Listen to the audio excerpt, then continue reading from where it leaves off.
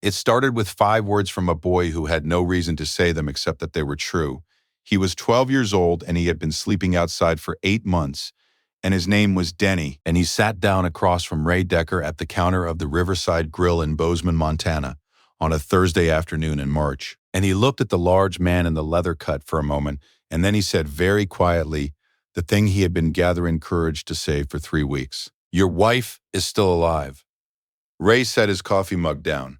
He looked at the boy, at his thin jacket, at his face that was 12 years old and had been outside in a Montana winter, and showed it at his eyes, which were looking back at Ray with the specific steadiness of someone who knows they are about to be disbelieved and has decided that the disbelief is the price of the truth and is willing to pay it. Ray said, "What did you say?"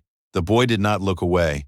He said it again in the same quiet voice, and his hands were flat on the counter so that Ray could see they were not trembling. "Your wife is still alive." The Riverside Grill went about its Thursday afternoon. The cook turned something on the grill. A woman 2 stools down stirred her coffee. Outside, the river moved the way rivers move in early March in Montana, which is fast and cold and entirely indifferent to the things people discover about their lives on its banks. Ray Decker sat very still. He had not been still like this in 14 months. He had been moving in one way or another since the night they found the car. He was 51 years old and had been writing since he was 19, and had been chapter president of the Montana chapter for 9 years, and had been for 22 years married to a woman named Clara Vasquez Decker, who was a nurse and who could do the crossword in ink, and who sang to herself while she cooked, and who had a scar on her left temple from a fall off a horse when she was 16 that she always said gave her character. He was a man who took up space without requiring acknowledgement of it, broad and gray-bearded, and assembled by decades of work and weather into something that most people read as immovable. He had been for 14 months doing his best impression of immovable. Clara had been driving home from a night shift at the hospital on a Saturday in January, 14 months ago, in a snowstorm that had come in faster than the forecast said it would. The car had gone off Route 84 north of town. The car had been found the following morning, driver's door open, resting against the guardrail above the river, with 4 feet of snow against the passenger side. No Clara. The river was swollen and fast, and the temperature had been 18 degrees, and the sheriff's department searched for 3 days. They searched the banks and they dragged sections of the river, and they found nothing. After 6 months, a death certificate. Ray had stood in the county office when they gave it to him, and held the paper and looked at his wife's name on it and the date, the estimated date of death, which was the day the car was found, which was the only date they had, and he had understood, without being able to say it aloud, the specific hell of a document that told you a thing you could not feel. No body, no moment, no fixed point in time when Clara had left the world. Just a snowstorm and an open door and a river that gave nothing back. He had buried an empty casket in April. He had stood at the graveside with his daughter and his son, and 63 members of the chapter, all of them in their cuts, which was Clara's wish and had been discussed years ago as something she would want when the time came. He had put his hand on the casket and not been able to find the thing he was supposed to say. He kept coming to the Riverside Grill. He could not have explained it, if pressed. It was on Route 84, 3 miles from where the car had been found. He came on Thursdays. He ordered pot roast and coffee, and he sat at the counter facing the window, and he looked at the river, and he did not know what he was waiting for. He had been doing this for 12 weeks. He had not told anyone. He had not told the chapter, or his children, or the therapist he had seen for 6 months after Clara's death, and then stopped seeing. He just drove out on Thursdays and sat at the counter and looked at the river and drove home. He thought sometimes about the open door. How a door opened from the inside in a car that had gone off the road in a storm at night could mean different things. He did not allow himself to think about it for long. He was a practical man. He understood evidence. He understood what the sheriff's department had found and what they hadn't, but he kept coming to the grill on Thursdays. Before we find out who Denny was and what he knew, hit subscribe and drop your city and state in the comments right now. People are watching this from everywhere tonight, and I want to know where you are. I read every single one. Now, back to the Riverside Grill, back to a 12-year-old boy who noticed something that nobody else had noticed, and who decided that the noticing required him to act. Denny's father had been arrested in July for something Denny could not have stopped and did not understand fully, and which had left him at 11 years old, without any immediate family in the greater Bozeman area. He had a grandmother in Missoula who was sick and could not take him. He had a cousin who was 18 and working nights and living in a one-bedroom apartment, and who had told Denny he could stay for a month, and meant it when he said it. The month had ended in October, and Denny had left before being asked to, because being asked to was something he wanted to avoid. He had been surviving near the camp under the Maple Street Bridge since October. Not fully in the camp, he was 12, and the camp was mostly adults, and he understood instinctively that belonging fully to it was a choice he was not ready to make. He slept near it. He ate when people at the camp offered food, which they did regularly because camps like this one operate on the understanding that everyone's situation is temporary and the temporary is survivable, if shared. He watched and he helped where he could, and he was regarded by the camp generally as a boy who was passing through a hard time and who would find his way out of it. He carried a notebook. It had belonged to his father. A work notebook, spiral-bound, standard issue, the first 2/3 filled with his father's handwriting, the last third blank. Denny drew in the blank pages. He had filled most of them since October. He drew the river. He drew the bridge. He drew the people in the camp, their faces, their hands, the specific postures of people who were living outside and have made accommodations to it. He drew the woman he called the quiet woman because that was how everyone in the camp referred to her, which was the quiet woman, or sometimes just her. He had drawn her face 6 times. He knew it well. She had come to the camp in the previous February, 13 months ago, before Denny arrived. Nobody knew where she had come from. She had appeared at the edge of the camp one morning in the snow, in clothes that were wrong for the cold and wrong for the circumstances. And the man who ran the camp, a former teacher named Ellis, had given her a coat and a sleeping bag and a place by the fire and had not asked questions, because the camp did not ask questions. She could not tell him her name. She had tried. The name would not come. She had a scar on her left temple that had healed badly in the cold, and which she touched sometimes without seeming to know she was touching it. She did not know who she was. She knew things.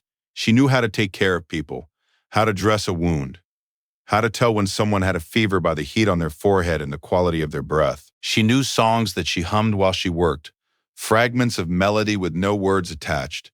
She knew how to fold paper into small shapes, birds mostly, which she made and gave to people in the camp who were having a hard day, and which the recipients kept for the most part, because they were well made and because she gave them with a quality of attention that made receiving them feel like being seen.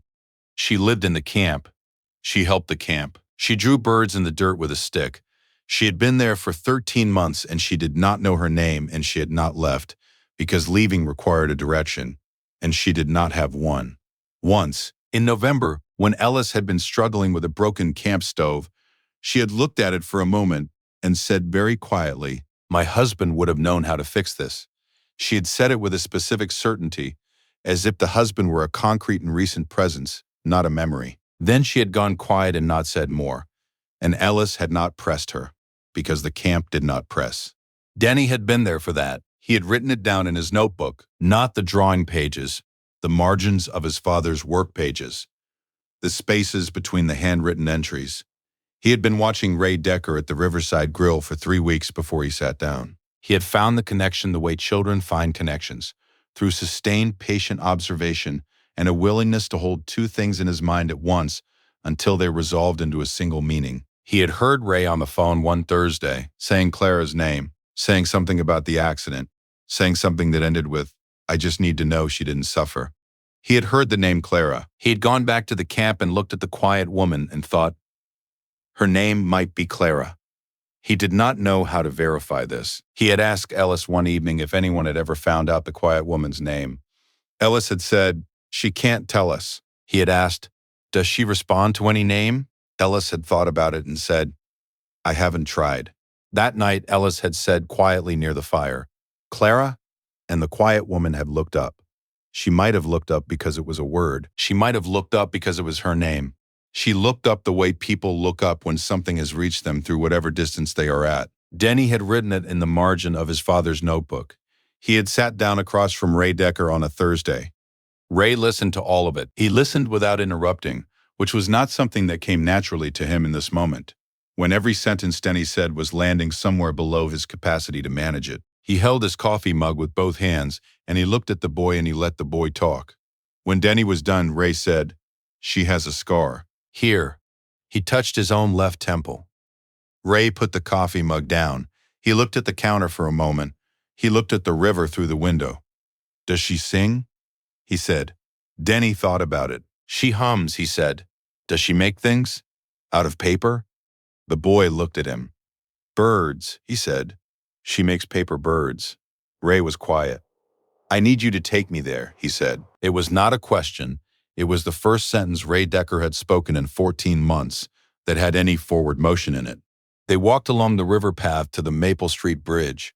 Denny walked slightly ahead, leading with the particular purposefulness of a child who has decided to do a thing and is doing it.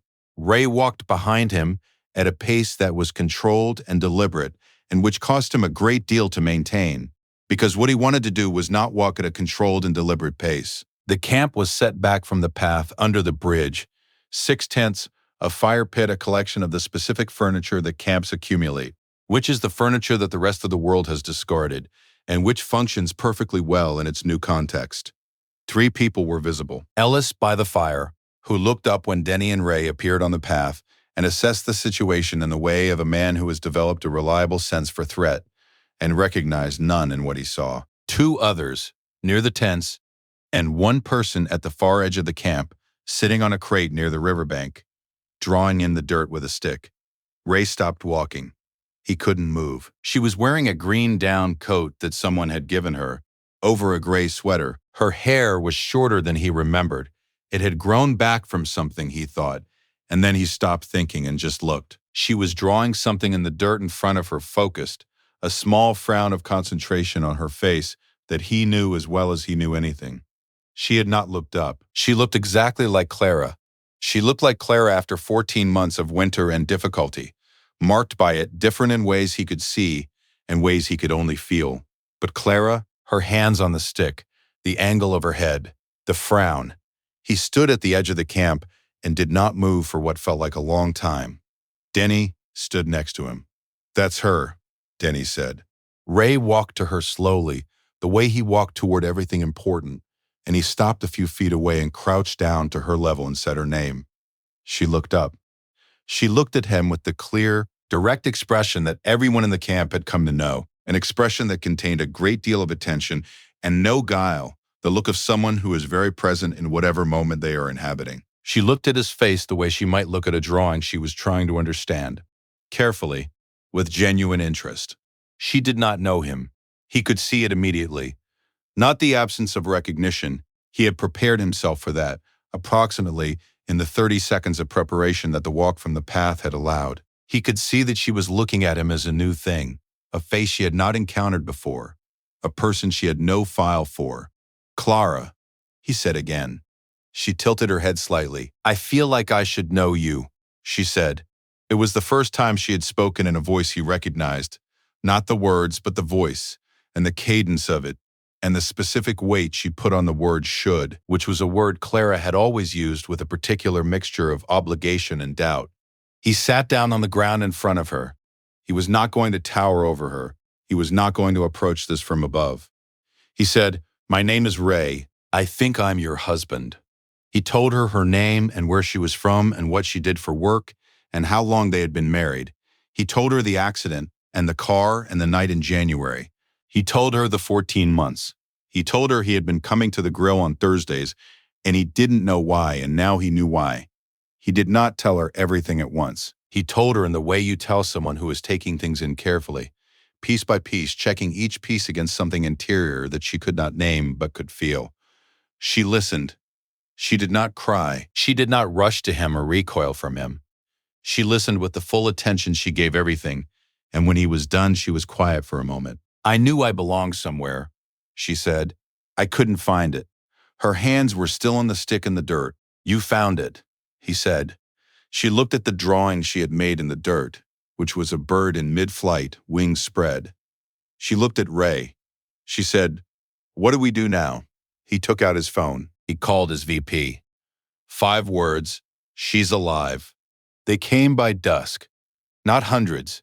The full chapter, 63 people, every member who was reachable within the hour, plus a few who drove from Billings and Missoula because word had traveled the way word travels when a biker calls his brothers and his voice sounds the way Ray's voice sounded. They came in their cuts because that was what you wore when something mattered, and they came down the river path and around the bend to the Maple Street Bridge as the March light went low and orange over the water. They came because Clara had been their person too. She had been at every gathering, every run, every Christmas party and benefit ride for 22 years. She had dressed wounds at rally sites without being asked. She had driven chapter members to hospital appointments without being asked. She had sat with the wives and partners of deployed members at 3 a.m.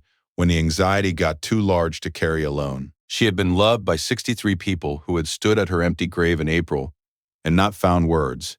They came around the bend, and they saw her. She was standing next to Ray at the edge of the camp, looking at the river, and she turned when she heard the sound of the path. She saw 63 people in leather cuts coming toward her in the last of the March light, and she stood and looked at them.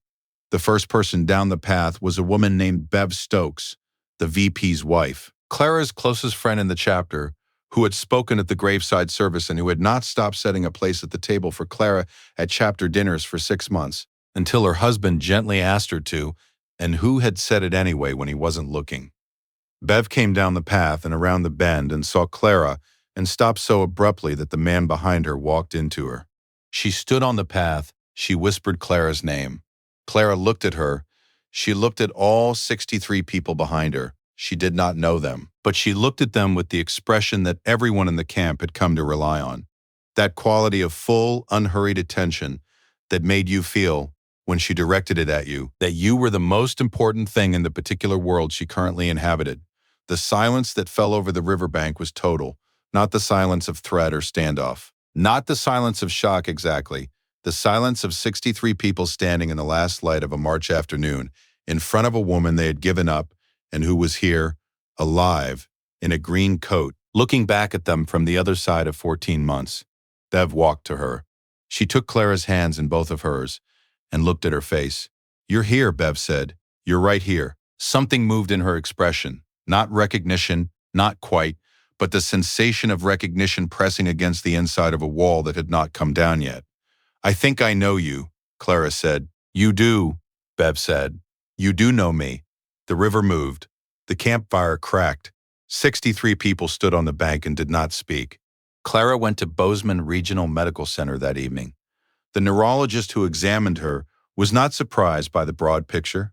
Traumatic retrograde amnesia following a severe head injury, compounded by the physical and psychological stresses of 13 months of outdoor living in Montana. She had survived the accident and the cold and the year by being, as Ray had always known her to be, constitutionally capable. The brain, the neurologist said, was protecting itself. Some of what was locked away would come back, with time and treatment, and some of it might not. And the territory ahead was not a straight road, but it was a road. Ray sat with her in the hospital room that evening while the tests were run and the forms were filled out and the necessary machinery of the medical system turned itself on. He sat in the chair beside her bed, and she lay in the hospital bed with an expression that was somewhere between exhaustion and peace, and neither of them talked much. At some point in the evening, in the quiet of the room with the monitors doing their work, she began to hum. Ray went still. It was a fragment of a song, 6 bars repeated. No words. She was not aware she was doing it. Her eyes were on the ceiling and her hands were folded on the blanket, and the sound came from somewhere below her conscious attention, the place where things live that have not been destroyed by what the brain cannot hold. Ray recognized it. It was the song the band had played at their wedding, a song he had not been able to listen to since January of last year, a song that had no reason to exist in the part of Clara that was still accessible to her, and which was there anyway. He did not say anything.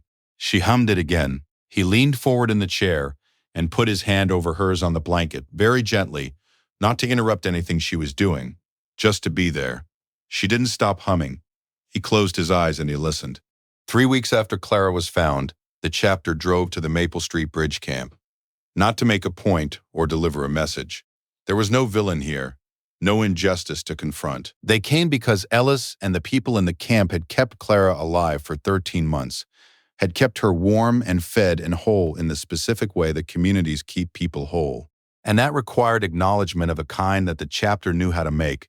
They came with lumber and concrete and materials that Pete Stills sourced from a contact in Billings, and they spent a Saturday building a permanent covered structure for the camp that would hold through the next winter.